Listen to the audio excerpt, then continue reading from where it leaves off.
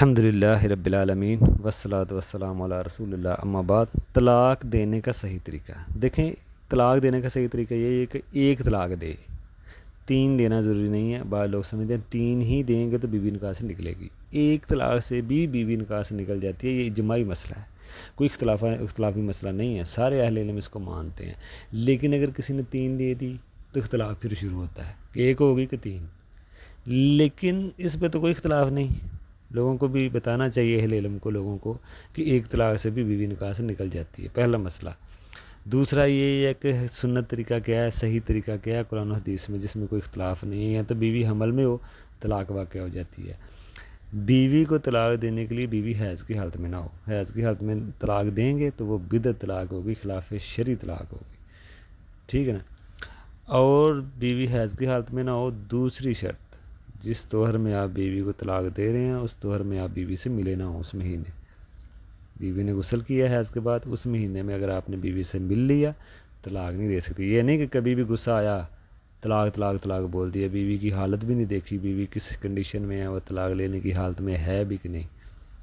جب غصہ آیا ایسے نہیں ہوتا، بیوی سے پوچھنا چاہیے، بیوی کی حالت دیکھیں، حیض کی حالت میں نہ ہو، اس طہر میں نہ ہو جس میں آپ نے ہم بستری کی ہے۔ اگر ایسے اس نے کر دیا، طہر بھی نہیں دیکھا، حیض بھی نہیں دیکھا، تو ایسی طلاق واقع ہوگی کہ نہیں۔ علماء کا اختلاف ہے، علماء کا اس مسئلے میں اختلاف ہے۔ بعض سعودی علماء تو نہیں مانتے، شیخ ابن باز، امام ابن تیمیہ، وہ کہتے ہیں حیض کی حالت میں طلاق نہیں ہے، خلاف سنت ہے۔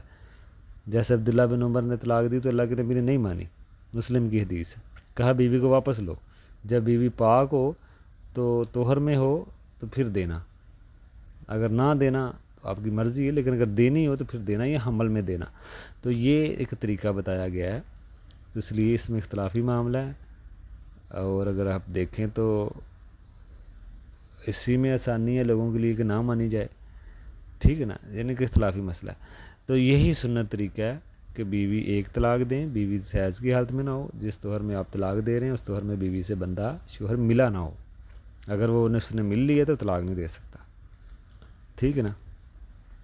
بعض لوگ سمجھتے ہیں تین طلاقیں دینا ضروری ہے، ایک طلاق سے بھی بیوی نکاح سے نکل جاتی ہے۔ اب مسئلہ، اگر حیض میں حالت میں طلاق دی ہے تو وہ طلاق بدعت ہے، وہ گناہ گار ہے، انسان حرام ہے، ٹھیک ہے نا۔ لیکن واقع ہوگی کہ نہیں، اختلافی مسئلہ علماء کا۔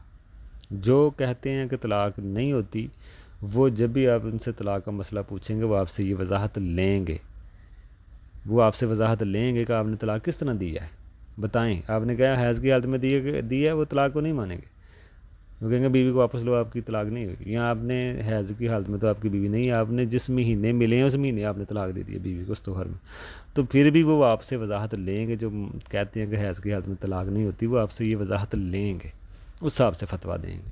اگر آپ نے اس طہر میں بیوی کو طلاق دی جس طہر میں آپ بیوی سے ملے ہیں تو وہ آپ کی طلاق کاؤنٹ نہیں کریں گے۔ لیکن دوسری سائڈ کے جو علماء ہیں وہ آپ نے جس طرح بھی طلاق دی مانتے، وہ بھی یہی سمجھتے ہیں یہ گناہ ہے، لیکن کاؤنٹ کر لیں گے۔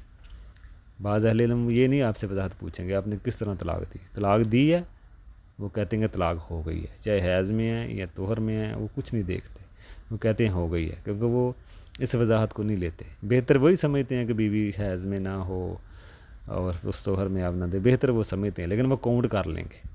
اس لیے اختلافی مسئلہ ہے، اس لیے جب بھی طلاق دیں تو بیوی کی حالتیں دیکھ لیں اختلاف سے بچنے کے لیے۔